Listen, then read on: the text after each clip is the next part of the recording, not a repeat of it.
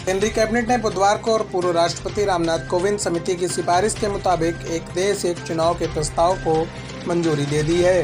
हालांकि अभी केंद्रीय कैबिनेट ने कानून पास नहीं किया है, सिर्फ रिपोर्ट को मंजूरी दी गई है। केंद्र सरकार ने यह भी नहीं बताया कि यह कानून कब पास या लागू किया जाएगा, पर इसको लेकर अब राजनीति तेज हो गई है। कांग्रेस ने इसका जबरदस्त विरोध किया है, तो वहीं उत्तर प्रदेश में भी इस पर राजनीति तेज हो गई है। खास बात यह है कि इस पूरे मामले को लेकर बसपा प्रमुख मायावती और सपा मुखिया अखिलेश यादव की एक दूसरे से बिल्कुल उलट प्रतिक्रिया देखने को मिली है।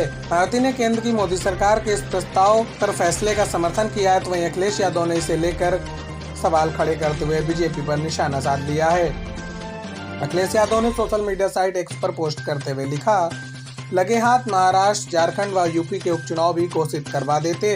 अगर वन नेशन वन इलेक्शन सिद्धांत के रूप में है तो कृपया स्पष्ट किया जाए कि प्रधान से लेकर प्रधानमंत्री तक के सभी ग्राम, टाउन, नगर निकायों के चुनाव भी साथ ही होंगे या फिर त्योहारों और मौसम के बहाने सरकार की हार जीत की व्यवस्था बनाने के लिए अपनी सुविधानुसार।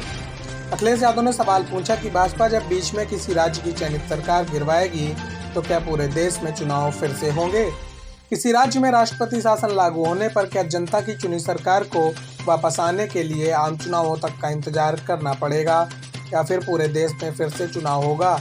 इसको लागू करने के लिए जो संवैधानिक संशोधन करने होंगे उनकी कोई समय सीमा निर्धारित की गई है या फिर यह भी महिला आरक्षण की तरह भविष्य के ठंडे बस्ते में डालने के लिए उछाला गया एक जुमला भर है?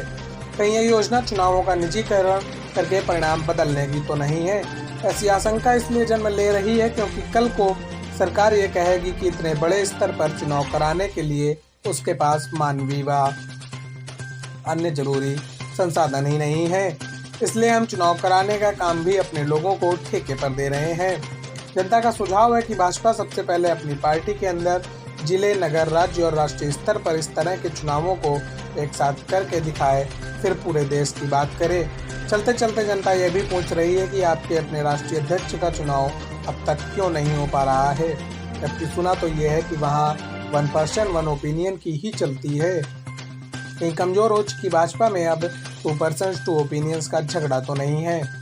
आपको बता दें कि एक देश एक चुनाव पर गठित उच्च स्तरीय कोविंद समिति ने लोकसभा चुनावों की घोषणा के पहले मार्च में रिपोर्ट सौंपी थी। समिति ने एक देश एक चुनाव को 2 चरण में लागू करने की सिफारिश की थी। पहले चरण में लोकसभा और राज्य विधानसभाओं के लिए एक साथ चुनाव कराने और उसके बाद दूसरे चरण में आम चुनावों के 100 दिनों के भीतर स्थानीय निकाय चुनाव कराने की सिफारिश की थी। समिति ने भारत के निर्वाचन आयोग द्वारा राज्य निर्वाचन प्राधिकारियों से विचार विमर्श कर एक साझा मतदाता सूची और मतदाता पहचान पत्र बनाने की भी सिफारिश की थी।